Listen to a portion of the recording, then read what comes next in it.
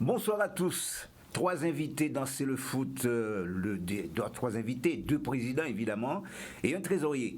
Alors, Michael Mirabli, bonsoir. Bonsoir Richard, bonsoir à nos amis de Canal 10. Et bonne et heureuse année au monde sportif de la Guadeloupe. En tout cas. Merci. Pareil, certainement qu'ils vous ont entendu. Alors, je vous disais, vous êtes donc le président du Stade Lamantinois.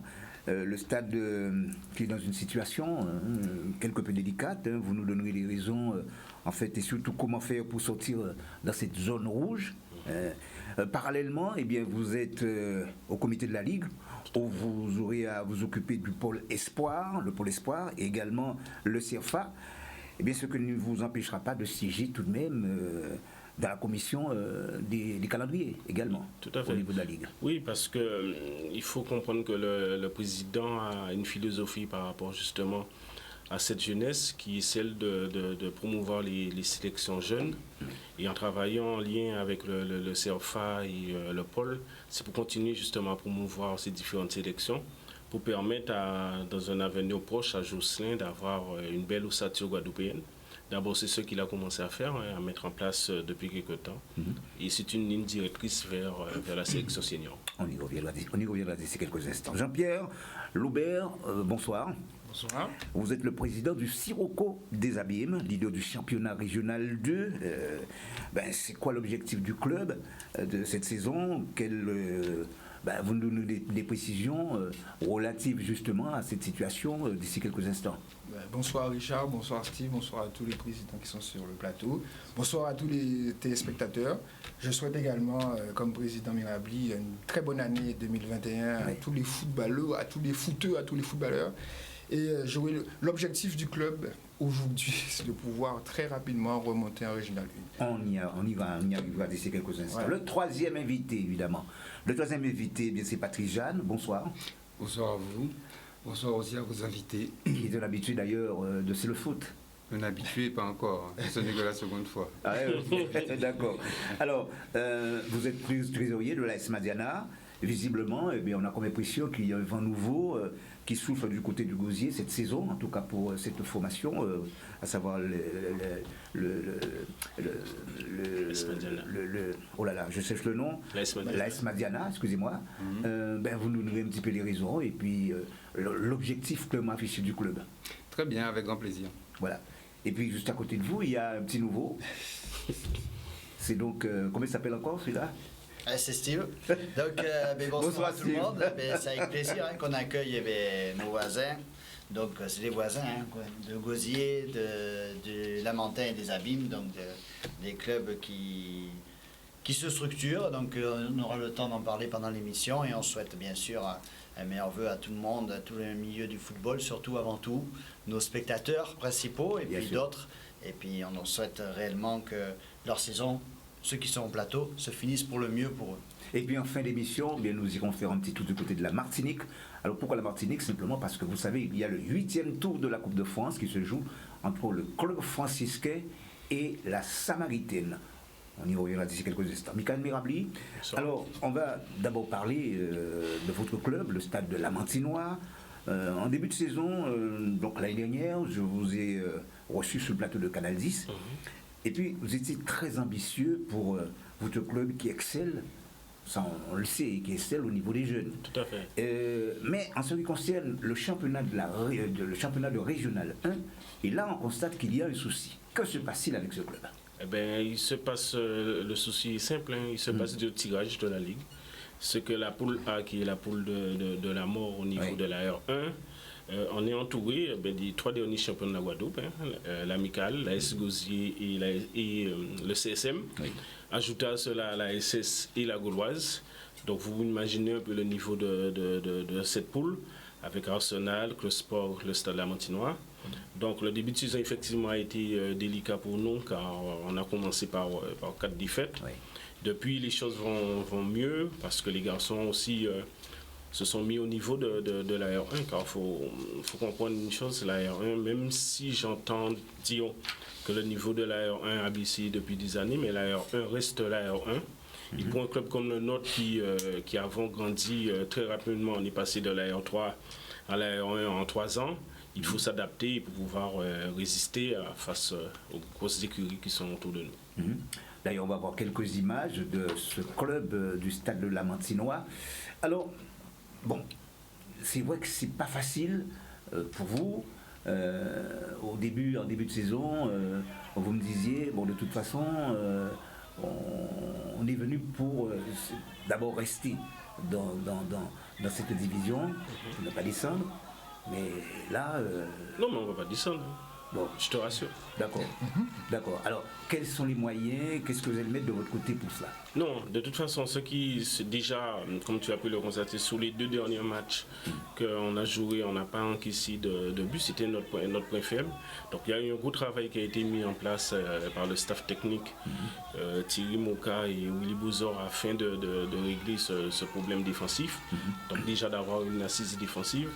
Après, les choses vont avancer. Je pense que les garçons ont repris confiance après la finale de la Coupe de France face à l'USR, où ils ont livré une prestation de qualité. On peut le dire de qualité. Nous étions aussi. Hein. Et depuis ça, ils ont pris confiance en leur potentiel, et ce qui a permis d'enchaîner derrière par de belles performances. Ils ont quand même battu la Juventus au Lamentin qui était 3e du championnat. On a enchaîné derrière en coupe face au Racing. Et là, on a l'honneur de recevoir le CSM samedi au Lamentin. Ça va être une grosse confrontation, mais ça nous permet justement de voir le niveau de la R1 et justement de pouvoir essayer en tout cas de répondre présent face à de telles équipes. Alors, Steve, qu'est-ce qu'on peut dire? Non, c'est vrai. Après, c'est une équipe très jeune aussi. C'est un groupe avec une grande majorité de joueurs du Lamentin, de Sainte-Rose, bon, donc des clubs formés. Alors c'est le problème justement des clubs qui sont situés sur ça. Il y a un petit peu, la première année, il y a un petit peu d'élan de positivité, de dire de monter en R1, la motivation est là, et la deuxième saison, des joueurs qui étaient dans la continuité, la troisième en général est la plus difficile à gérer, parce qu'il y a des joueurs qui se relâchent justement, et la R1, et surtout avec cette nouvelle formule, est très compliquée à gérer pour les clubs, qui cette année est quand même monté d'un cran. Oui. Comme on a dit, on en a parlé en dehors de l'antenne aussi. Le confinement aussi a motivé, a préparé beaucoup les joueurs, beaucoup les équipes. Oui. Donc franchement, cette année, on a un très très beau championnat. Et je pense que les difficultés qu'ont le Stade Lamantinois, c'est pas dû par rapport à leur potentiel, mais c'est surtout dû au championnat, aux nouvelles formules du championnat. Oui, ben c'est vrai parce que... Oui. Bon, alors... De l'avis de tous les clubs, ben, ils disaient c'est de prendre leur pain dans la première boulangerie. C'est une expression chez nous, c'est-à-dire la partie préliminaire. Sauf qu'on est 9 ou 4 places. Voilà, il fallait prendre les points. Et la voiture à pain en ce moment. Exactement. Non, mais c'est vrai. Et quand je regarde... Oui, belle transition. Et quand on regarde justement votre classement actuellement, vous êtes 6e, 18 points. 18 points. L'équipe qui est juste devant vous a 20 points, c'est-à-dire c'est l'Arsenal. Un petit peu plus haut, c'est-à-dire à la 4e place, c'est la Juventus, puisque je rappelle que vous occupez la 6e place. Est-ce que c'est pas trop difficile, ce sera pas trop difficile pour vous? Parce que bon, il faut rester dans les 4, hein, c'est ça. Hein? Non, effectivement, on va pas se mentir, la poule, quand tu enlèves la S Gauzier et le CSM et la SS, hein? Et la SS et quel est le troisième jour? Il reste pas beaucoup de places après. Quand tu enlèves tout ça, tu te rends compte que les places seront difficiles à prendre. Ouais. Pourquoi l'amical?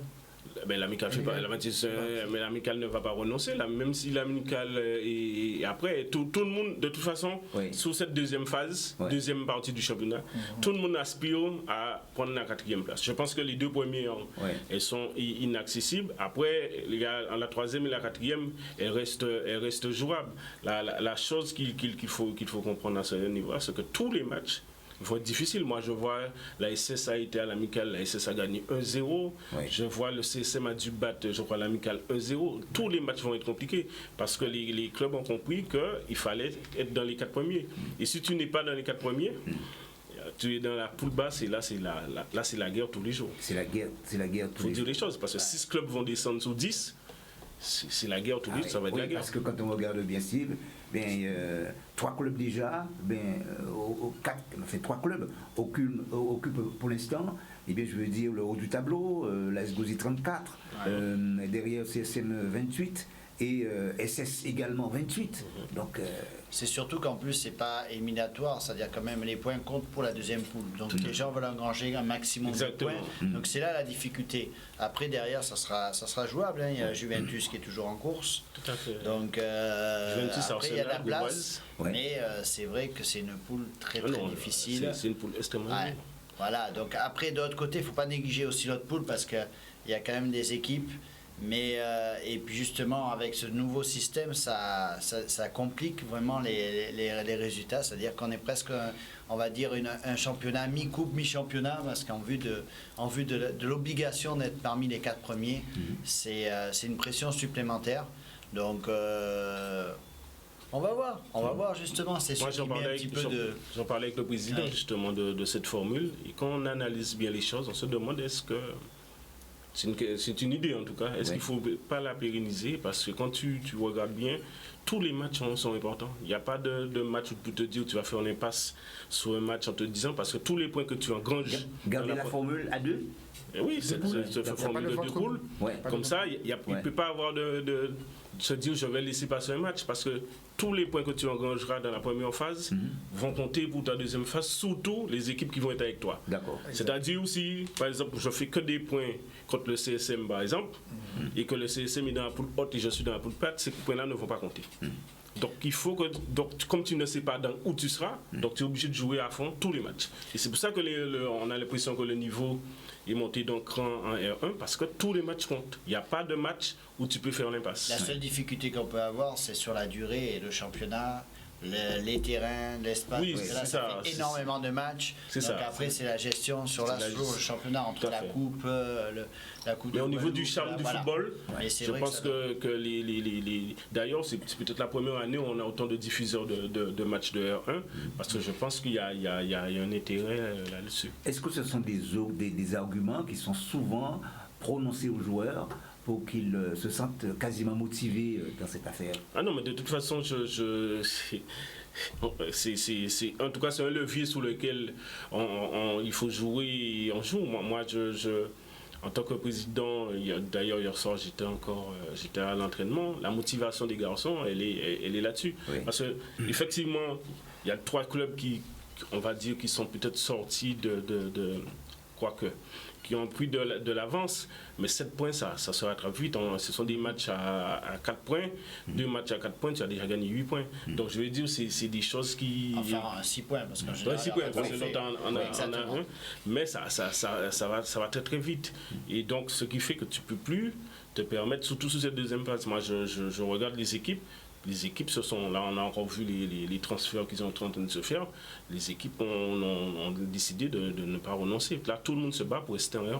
Voilà, justement, pour parler de transfert, est-ce qu'au Lamentin, il y a eu des transferts? Oui, mais voilà, c'est un petit peu la question. Parce que voilà un club qui n'a jamais penché justement sur, par exemple, les contrats fédéraux. Non, pour l'instant, en tout cas pour l'instant, non. On n'a pas. Alors, je ne dis pas qu'on le fera pas. Et pourquoi?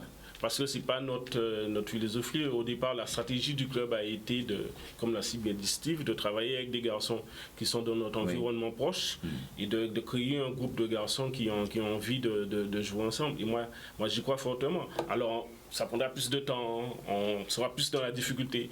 La formule du championnat de cette année ne nous aide pas parce que le championnat est devenu compétitif dès le départ. Mais moi, je crois qu'avec des garçons aussi jeunes et aussi bien formés, on peut faire des choses. Moi, souvent, je prends l'exemple bon, ça va me revenir, mais de l'Ajax d'Amsterdam qui arrive en demi-finale de Ligue des Champions avec des garçons de 20 ans. Oui. Donc à un moment donné, c'est la force de conviction qui doit nous permettre de réaliser ce qu'on veut faire et de se dire que le football se joue à 11 contre 11. Là, une équipe de D2 a battu le Bayern de Munich en Coupe d'Allemagne.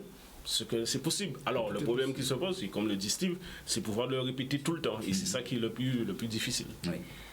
Alors, c'est vrai qu'il y a plein de questions à vous poser encore concernant le Stade Lamantinois. Tout à l'heure, on parlera d'ailleurs de votre position en ce qui concerne la Ligue guadeloupéenne de football, puisque vous faites partie du comité. Mais tout le tas, puisque juste à côté de vous, eh bien, il y a donc Jean-Pierre Loubert, qui est le président du Siroco des Abîmes. Un club, ma foi, où vous avez connu j'ai envie de dire la gloire, vraiment la gloire. C'est des clubs mais est-ce que c'est cette motivation, est-ce que c'est cet élément de motivation qui vous a incité à prendre la présidence de ce club? Non, simplement il y avait des circonstances qui ont fait que le président actuel voulait laisser la place, parce qu'il avait d'autres projets en tête. On m'a proposé tout simplement de prendre la présidence. J'ai accepté tout simplement parce que j'avais envie de pouvoir mettre ma pierre à l'édifice, apporter ma pierre à l'édifice, à faire un peu plus. On parle de Bruno Hudom, hein? Exact. Non, pas Bruno Hudom, Philomène. Christian Philomène qui était là. Oui, parce qu'il y a eu avant, il y a eu Bruno Hudom. Effectivement. Tout à fait. Voilà. Nous, on ne veut pas faire table rase de tout ce qui s'est passé. On tient compte des anciens présidents qui ont mis aussi leur pierre à l'édifice. Et nous, on essaie de structurer le club. Aujourd'hui, nous sommes arrivés avec une équipe. Je ne suis pas arrivé tout seul. Avec une équipe pour pouvoir restructurer le club. Exemple, au niveau football, l'an dernier, le Siroco était deuxième derrière la Red Star. Si le Siroco terminait deuxième derrière la Red Star, il serait monté. Sauf que, administrativement parlant, nous n'avons pas perdu 2 matchs sur tapis vert, 8 points de moins, ce qui nous a pénalisés.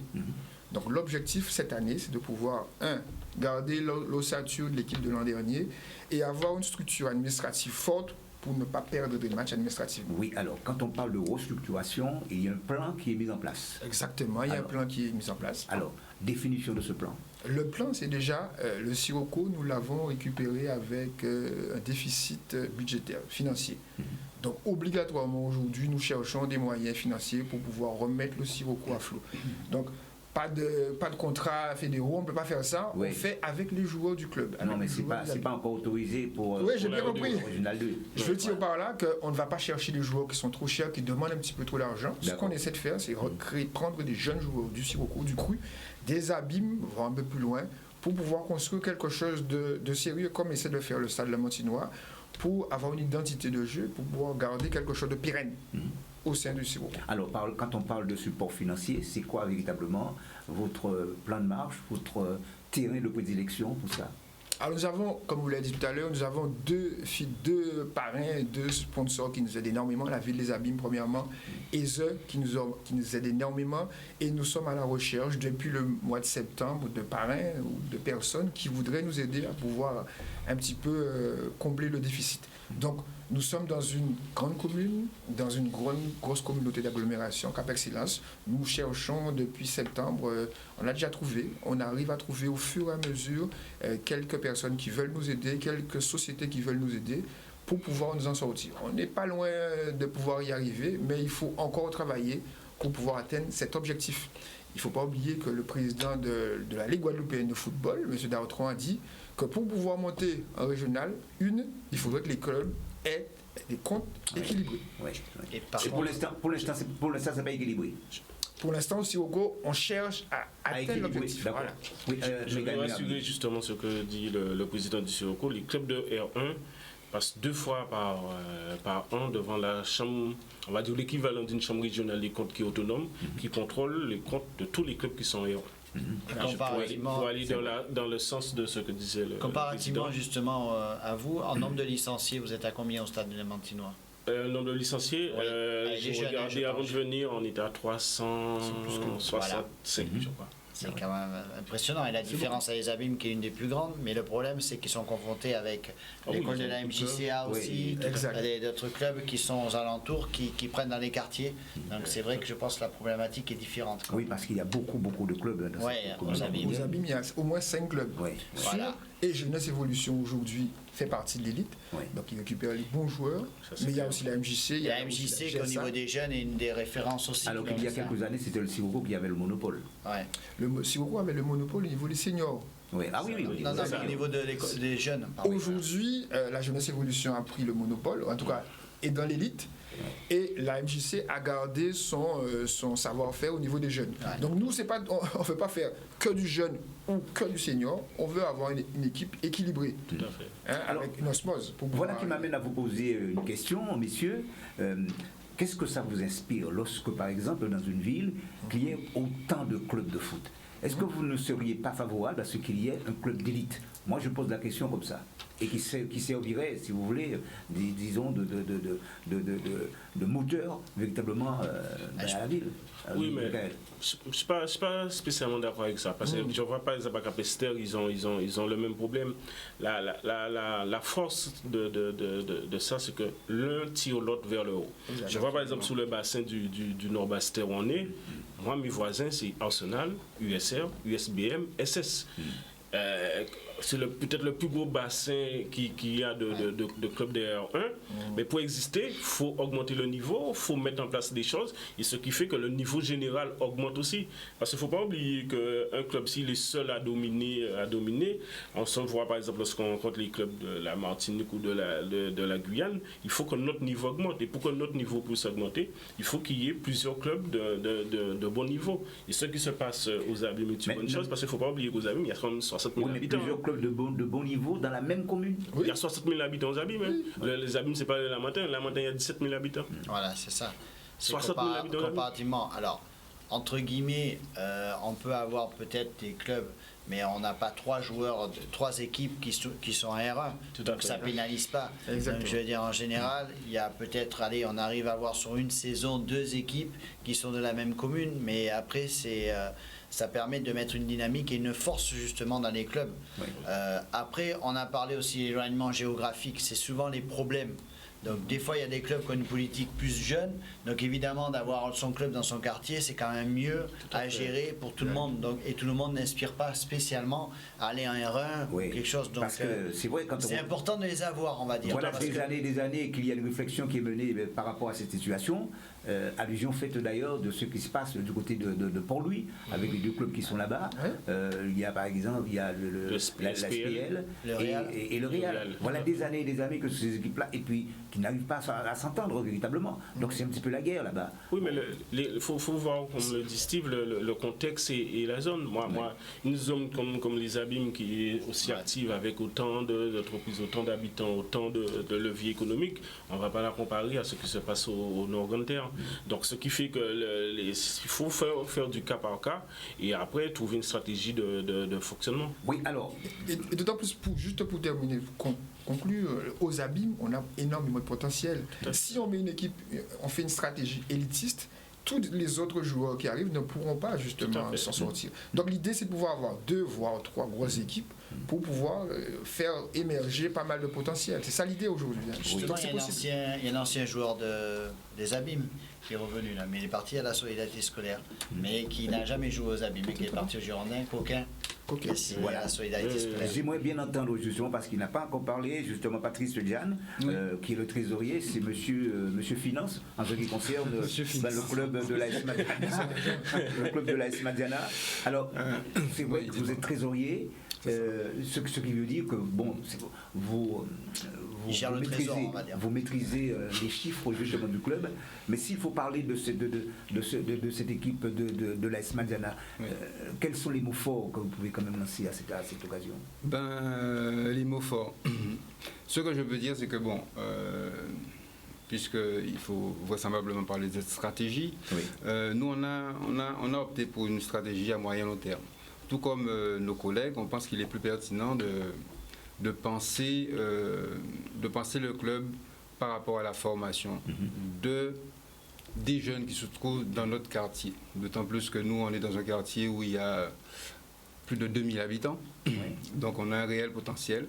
Donc on s'est dit qu'il est essentiel, pour que ça puisse pour qu'on puisse avoir une situation pérenne d'accès, une stratégie sur la formation des jeunes, et tout particulièrement en faisant attention à une catégorie qui est la catégorie des U15, qui est une catégorie que nous, on pense que c'est une catégorie qu'il va falloir absolument...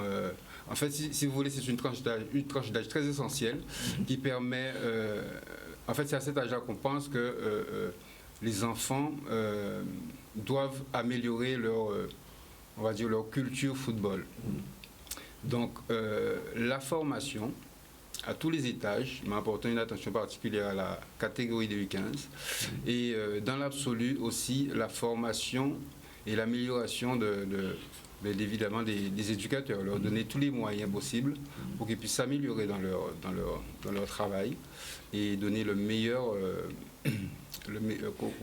apprentissage possible à nos jeunes. Un travail, c'est vrai, il faut dire, qui est nourri de réflexion, ça c'est sûr. On y reviendra d'ici quelques instants. Deuxième partie de l'émission pour l'heure. Eh bien, nous marquons une pause couleur dans cette édition. On se retrouve tout de suite après. À tout de suite.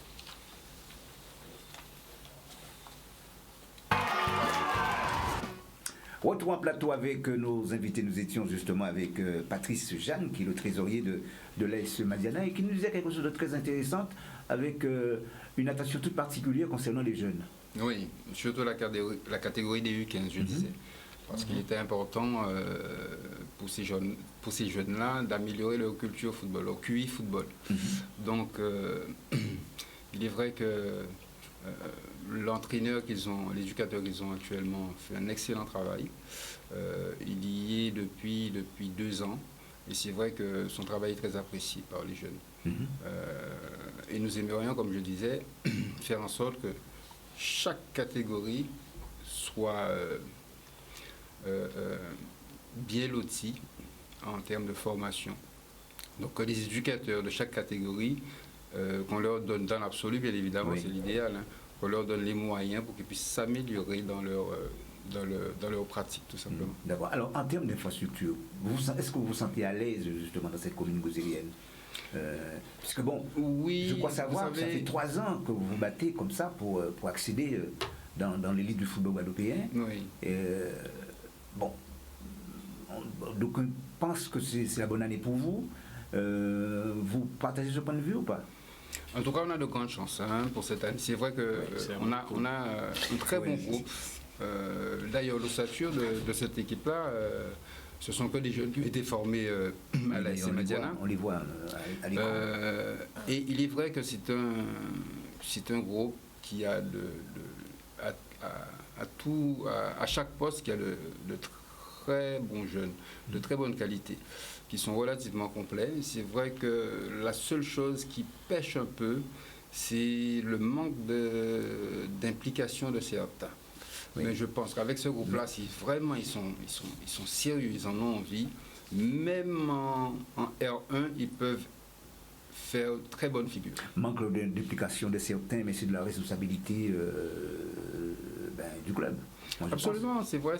Il faut trouver des façons de toujours les garder en alerte, de les motiver, de faire en sorte qu'ils comprennent qu'ils ont toutes les qualités pour jouer dans l'élite du football guadeloupéen. Alors, et même, moi je vois certains jeunes, très honnêtement, ils peuvent faire même mieux que ça.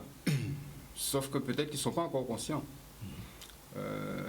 Il y en a 2 tout particulièrement, si jamais ils se mettent sérieusement au football, ils prennent ça très au sérieux, ils peuvent être de très bons footballeurs. Alors, si, bon, dans l'absolu, si vous accédez, si vous arrivez à accéder dans l'élite du football guadeloupéen, est-ce que vous avez déjà un plan d'organisation en tête?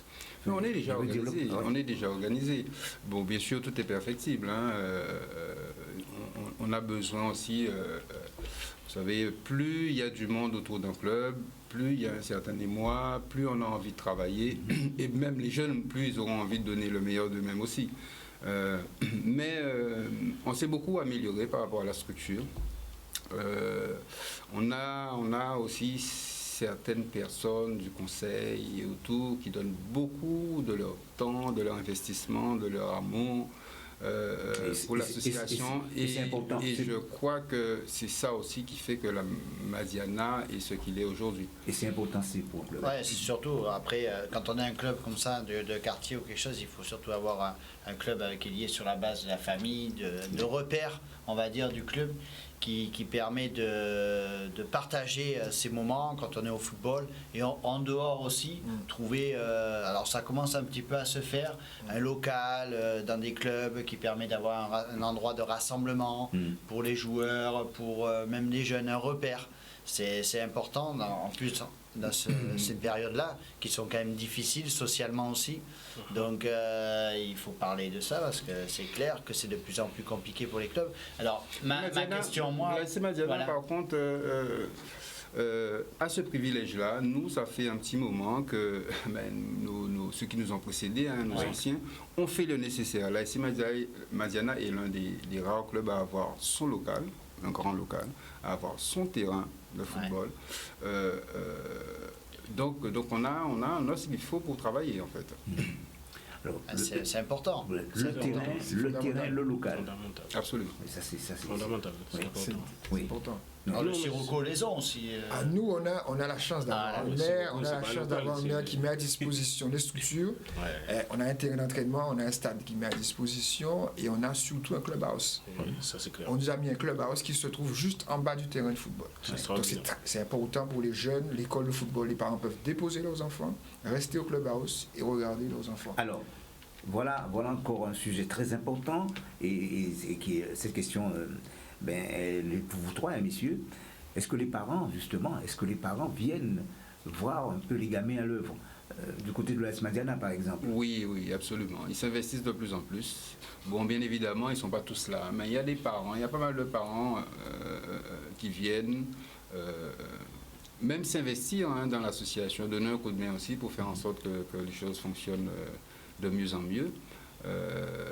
On a vu une certaine émulsion depuis 2 ans d'ailleurs, dès l'école de foot jusqu'à l'équipe senior, même l'équipe senior, les plus jeunes qui jouent en équipe senior, la plupart du temps, leurs parents viennent regarder les matchs. Non mais il y a quand même une certaine vie très intéressante qui crée quelque chose de particulier à la SC Madiana. La nouvelle municipalité, là on va en parler justement, c'est pour synthétiser qui vous dit, ça vous fait sourire. Bon, alors moi j'aimerais savoir, est-ce que vous avez de la visite parfois, parce que bon c'est important quand même, puisqu'on dit c'est un petit peu la vitrine d'une commune, le sport, singulièrement le football. Est-ce que par exemple les membres de la municipalité viennent voir un petit peu évoluer cette équipe de l'AS Madiana? Pas encore. En tout cas, pour l'instant, moi, je ne l'ai pas remarqué. Non. Mais est-ce que ça se ressent en tant que trésorier? En tout cas, ce qui est sûr, c'est que rien n'a changé par rapport à l'équipe d'avant. Il est vrai qu'on reçoit quand même une subvention. Oui, on reçoit une subvention de la collectivité comme chaque année. Ça n'a pas changé de ce côté-là. Oui. Il faut dire aussi que rien n'a changé parce que l'équipe d'avant non plus venait pas voir, ne s'intéressait pas trop. Il est indiscret de savoir le montant que club comme la commune de Gosier donne à peu près par rapport à un club. Oui, je pense qu'il est très indiscret. Je ne vois pas pourquoi. Non, je vois pas pourquoi. Je pense quand même. Non, je vois pas pourquoi. C'est associatif. Non, mais c'est un montant raisonnable qui nous permet de. Ça nous permet de faire un petit peu la comparaison avec comparer d'autres communes, quoi. Nous, on sait que par exemple à Sainte-Rose, il y a des clubs qui touchent quoi, 10 000 euros, même pas. Ou il y a des clubs comme les Amis, je sais pas. 15 000 euros pour le Sirocco, on n'a rien à cacher. Mais voilà. 15 000 euros pour le Sirocco. Du côté du stade de la Mantinois. Le stade 45 000 pour les 4 sections. Oui, on n'a pas encore touché. Bon, alors, du côté de l'AS Madiana. C'est beaucoup moins que ça. Bon, alors, combien? Non, c'est entre ce que j'ai entendu. Les 2 premiers chiffres que j'ai entendus. Entre moins de 10 000. Voilà. Et plus de 5 000. 10 000 et 15 000, on va dire. On connaîtra la vérité. Alors, par contre, pour revenir à ta question par rapport aux parents, je pense que la période de, on va dire, Covid, aussi sanitaire, a un peu mobilisé les parents parce qu'ils ont voulu voir où évolue leur enfant, parce qu'en tant que parents, on a un regard sur notre enfant, donc je pense qu'ils sont beaucoup plus présents aussi par rapport à cet aspect des choses. Et je tiens Je pense que mes collègues, on en a parlé tout à l'heure, justement, à féliciter l'ensemble des bénévoles et des dirigeants du monde associatif qui, en cette période, a quand même maintenu le cap. Parce qu'il faut dire qu'on a, en tant que président, et je pense que le président Dissoko, on a pris sur nous, parce que c'est quand même une responsabilité de maintenir les activités dans cette période qui était fort délicate. Et il a fallu mettre de gros moyens pour pouvoir justement rassurer les parents en matière de gel hydraulique, en matière de masques. Et félicitations vraiment au monde du football guadeloupéen à avoir tenu le cap dans cette période. Alors justement, Michael Mirabli, parallèlement, vous êtes au comité de la Ligue et vous aurez à vous occuper, justement, je le disais en préambule, du Pôle Espoir et du CERFA. Oui. Alors, ça consistera à faire quoi? Alors, le but, en tout cas, de la démarche, c'est la proposition un peu que m'a faite le président et sur laquelle on travaille, c'est vraiment de mettre plus de liens entre le comité directeur et ces organismes qui sont en charge de notre jeunesse. Car le but, c'est de pouvoir, comme je le disais tout à l'heure, de permettre à Josselin d'avoir un plus grand éventail de joueurs sélectionnables. Donc, permettre justement qu'il y ait cette ligne directrice depuis les U15. Mon collègue parlait du World des U15. Effectivement, c'est une catégorie qui est essentielle dans un projet club, mais dans un pays club aussi, dans un pays comme la Guadeloupe, parce qu'à un moment donné, il faut que nos sélections puissent sortir. Et comme, je ne sais pas si vous le savez, mais les sections jeunes de la Guadeloupe sont parmi les meilleures dans la Caraïbe. Ouais, et il faut profiter justement de ce potentiel pour permettre à notre équipe senior de retrouver son lustre de temps. Et d'ailleurs, à ce titre, le 22, il y aura une rencontre avec le Panama, qui est quand même le champion de la CONCACAF, et de permettre justement à nos jeunes de pouvoir voir comment ça se passe, et de se dire aussi qu'il y a la possibilité, même si on n'a pas la chance comme certains d'être en équipe de France, mais de pouvoir jouer pour la sélection Guadaboy. Et c'est un peu ce travail que je serai amené à faire dans une continuité des U15, U17 et U19 jusqu'au senior. Alors la semaine dernière, c'était donc le premier tour de la Coupe de la Guadeloupe, et nous avons sélectionné pour vous, ces amis téléspectateurs, un match. C'est l'Amicale de Marie-Galante qui était opposé à l'AS Carénage. Vous allez voir, c'est une équipe marie-galantaise, même si ce sont deux styles différents, vous allez voir que c'est une équipe marie-galantaise, mais qui voulait vraiment passer ce premier tour. C'est un reportage de nos amis de WAP TV que je vous propose de regarder. Il n'a pas. Oui. Ah, on me fait signe, la technique me fait signe qu'on a un tout petit souci. On va revenir un petit peu avec vous, messieurs. Alors, donc, vous aurez à vous occuper aussi, justement, vous allez continuer à vous occuper de la commission des calendriers. Oui. Alors, le président de la commission, c'est M. Stéphane Zaman, qui est aussi membre du comité directeur. Et cette commission-là est importante par rapport à la programmation des matchs et de continuer justement cette régularité au niveau de notre championnat. Car il faut que les garçons jouent, il faut que le niveau augmente. Et nous, au niveau du nouveau comité directeur, c'est de permettre justement qu'il y ait plus de fluidité au niveau des matchs pour permettre justement aux garçons de pouvoir jouer et concilier justement les différents rassemblements que Josselin, le sélectionneur, mettra en place avec notre championnat. D'ailleurs, les Guadaboy sont en rassemblement demain, je crois mercredi, pour préparer ce match de la semaine nationale entre les Guadaboy et puis le Panama. Tout à fait. Et ce qui est intéressant, c'est que j'ai vu sa dernière liste. Il a beaucoup rajeuni ses effectifs, et je pense que c'est important pour nos jeunes Guadeloupéens de se dire qu'il y a la possibilité, et on parlait tout à l'heure de sérieuxité à l'entraînement. Je pense que ça aussi, ça peut être une source de motivation pour nos jeunes de pouvoir intégrer la sélection de la Guadeloupe et de pouvoir justement... Oui, ne serait-ce aussi à intégrer de temps en temps justement les séances d'entraînement avec des joueurs de niveau un peu plus supérieur pour permettre de monter aussi d'un niveau. Exactement, c'est ça. Et le but, et c'est la raison pour laquelle il y a plus de rassemblements. Alors, il faut jongler entre ces rassemblements et le calendrier, c'est pas toujours évident. Car les clubs aussi. Les clubs, en fait, les clubs commencent à jouer le jeu.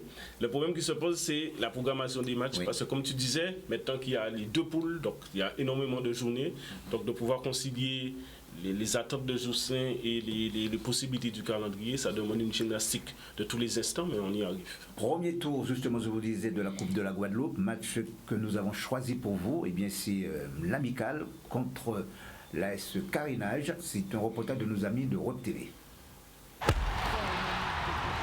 Pour cette rencontre du premier tour de la Coupe Région Guadeloupe entre l'AS Carénage et l'amicale de Marie-Galante. Un premier tour, on peut le dire, à la portée largement de l'équipe de Régional 1 qui est l'amicale, même si elle est en difficulté en championnat, et qui mène, vous le voyez sur le tableau d'affichage, 1-0, un but marqué il y a à peine 10 minutes. Vous avez raté pour les commandes d'internet 20 minutes de jeu. Eh bien, c'est Dimitri Ramotte qui a ouvert le score d'un tir excentré à l'entrée de la surface de réparation. Et juste avant, vraiment dans la minute auparavant, eh bien, c'est l'AS Carénage qui se procurait une nette occasion sur une tête dans la surface de réparation, cette fois sur la transversale. Balle bien tirée, trajectoire. Ouais, la tête, ouais. Le gardien qui se plaint là.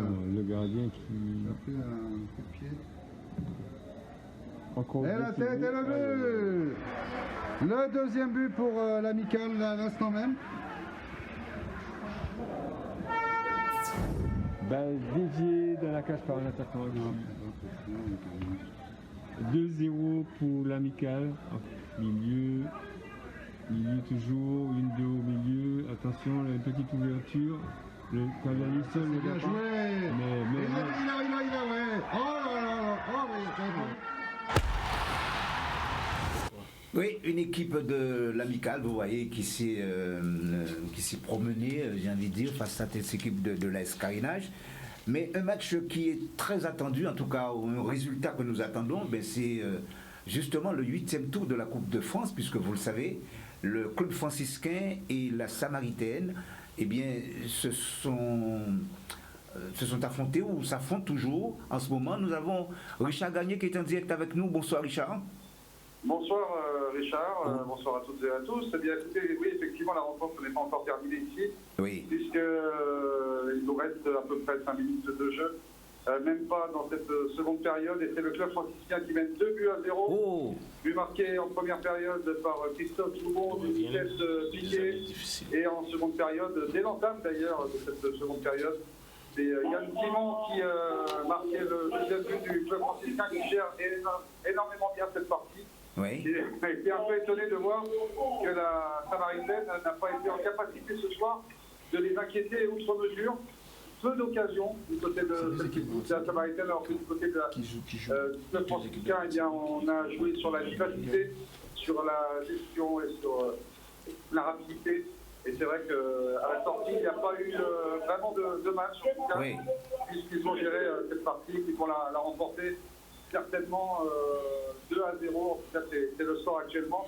Il reste, je vous le rappelle, un peu moins de 5 minutes, même pas à jouer dans cette partie, mon cher. Oh, un niveau. On rappelle, c'était le 7e tour, effectivement. Bah oui, le 7e tour. Le 7e tour de la Coupe de France. Oui, tout à fait. Exceptionnellement, vu la crise sanitaire, il n'y aura pas de 8e tour. Exactement. Non, ben, lapsus révélateur. Voilà, alors le niveau de cette rencontre, au fait, Richard. Attention là, peut-être la frappe de Marajo qui est bien captée par le gardien. Samaritain, oui, vous me parlez du niveau général de cette rencontre. De cette rencontre. Ah bah ça joue bien au ballon, ça il faut le reconnaître.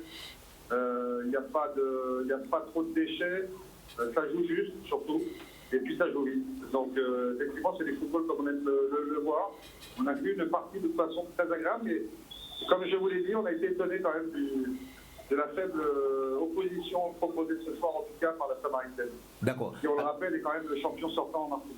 Parfait. Alors évidemment, Richard, si les choses restent en l'état, eh bien, ce sont les franciscains qui seront qualifiés et qui vont rencontrer justement le 31 janvier, si la situation sanitaire le permet, qui vont rencontrer l'US Sinamari en Guyane le 31 janvier. C'est ça, puisque on se rappelle tous que l'US Sinamari avait suivi le phare du canal début à 0 oui. Au tour précédent, que eux, bien, ils avaient joué un 8e tour, comme le phare du canal, voilà. Mais que le club franciscain, lui, ne jouera pas de 8e tour, mais ira directement en 32e de finale. Et c'est vrai que cette année, par rapport à ces dispositions, c'est quand même l'année ou jamais. Parce qu'imaginez qu'ils passent éventuellement en Guyane, et bien après, ils peuvent encore tomber sur une équipe de niveau national. Et donc, éventuellement, passer jusqu'en 16e de finale, ce serait jamais vu pour une équipe entière. Merci beaucoup, Richard. Ça s'est déjà produit, mais il y a très longtemps, donc on n'en a même pas le souvenir. Oui. Merci Richard d'avoir été en direct dans cette émission.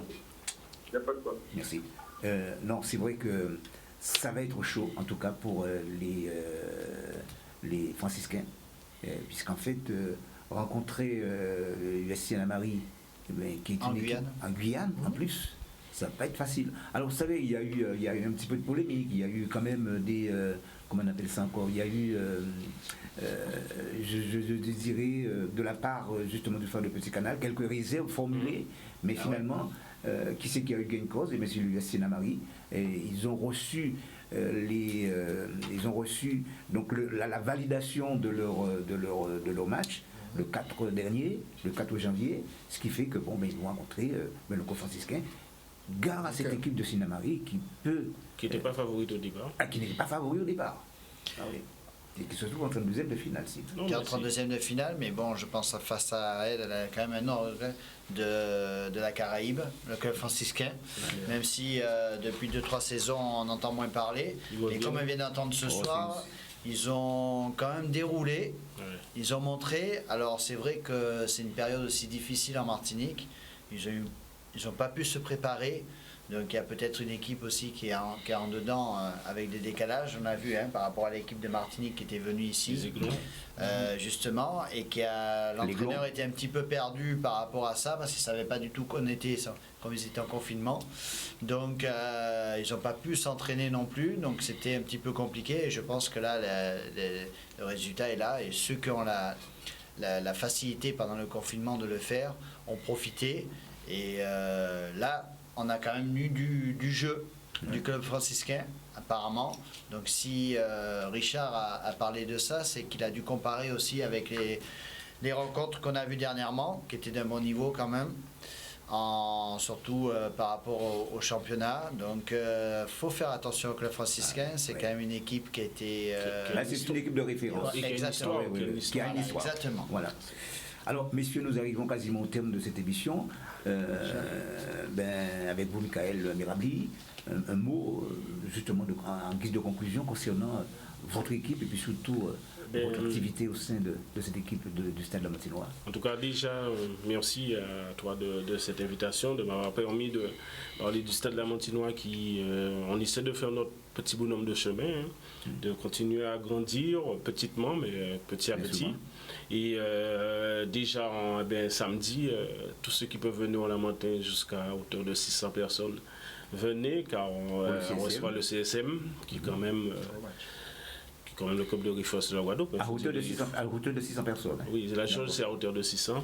Et on reçoit le CSM au Lamentin. On va essayer en tout cas d'offrir un si beau spectacle que pour la finale de la Coupe de France face à l'USR.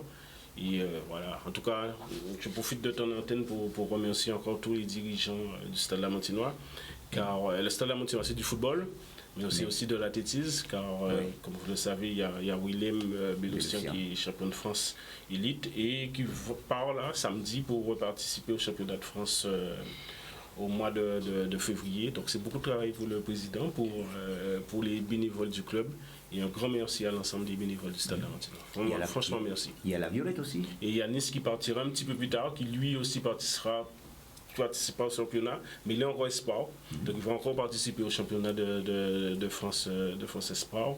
Et c'est vraiment deux garçons qui ont beaucoup d'humilité et qui continuent de s'entraîner en Guadeloupe. Donc comme quoi on peut s'entraîner en Guadeloupe et réussir à l'extérieur. Donc c'est une bonne chose pour notre jeunesse guadeloupéenne. Jean-Pierre Loubert. Alors moi, je m'en voudrais terminer l'émission sans avoir au moins salué les membres du conseil d'administration du Sirocco qui m'ont permis d'être là aujourd'hui. Ils font un travail extraordinaire et qui sont très compétents à leur place vraiment dans cette équipe-là. Je m'en voudrais aussi ne pas saluer les éducateurs qui sont ceux du Sirocco, qui font un travail extraordinaire, qui sont des bénévoles, mais qui ne sont pas beaucoup payés et qui font énormément, qui prennent de leur famille, de leur temps pour pouvoir éduquer les enfants, leur donner une formation. Je ne voudrais pas aussi saluer les dirigeants qui font un travail extraordinaire, ce sont aussi des bénévoles. Les supporters qui viennent nous encourager, la municipalité des Abîmes, notamment monsieur le maire des Abîmes qui nous encourage à 150%. Et je voulais simplement dire, en disant que le Sirocco cette année a quand même 79 ans, c'est quand même une petite institution aux Abîmes. Oui. Et on souhaite vraiment que le club puisse revenir en R1, mais ce n'est pas seulement pour revenir pour pouvoir rester le plus longtemps possible et obtenir des titres éventuels. Il faut que ça soit pérenne. Voilà, exactement. Alors, Patrice Jeanne. Oui, donc tout d'abord, je vous remercie de votre sollicitude. Merci de nous permettre de mettre un peu la lumière sur notre association. Je vais profiter aussi pour remercier tous les membres de l'association qui travaillent, qui donnent énormément de leur temps, de leur amour à nos jeunes. Et puis surtout un grand merci à la présidente aussi qui fait un remarquable travail cette année. Et puis tout le mal que je souhaite à l'association, c'est de arriver à l'ambition qu'elle s'est donnée depuis 3 ans, c'est-à-dire celle de côtoyer l'élite du football guadeloupéen dès cette année. Ah, c'est bien dit. Mais moi, pour rester dans la continuité, c'est surtout après ce qu'on vient d'entendre, avec tous les bénévoles, j'invite tout le monde à venir encourager justement cette dynamique vers le sport et de se changer un petit peu les idées le week-end et de participer, de venir un petit peu encourager et donner cette force un petit peu à ces associations et à nos jeunesses, à venir au stade au maximum et de plus en plus nombreux. Voilà, donc que cette année soit révélateur de beaucoup de jeunes et de jeunes footballeurs et qu'on puisse en voir le plus haut possible les années précédentes, prochaines plutôt. Oui, alors évidemment, moi, après avoir entendu autant d'encouragement, de mots d'encouragement, mais il me reste simplement à vous dire, messieurs, merci de votre présence sur le plateau de Canal 10. Merci aussi, chers amis téléspectateurs. Et puis, on va se retrouver dans très peu de temps, en tout cas la semaine prochaine, pour un nouveau C'est le foot. Bonne soirée à tous et à bientôt sur votre télévision Canal 10. Au revoir. Merci. Au revoir.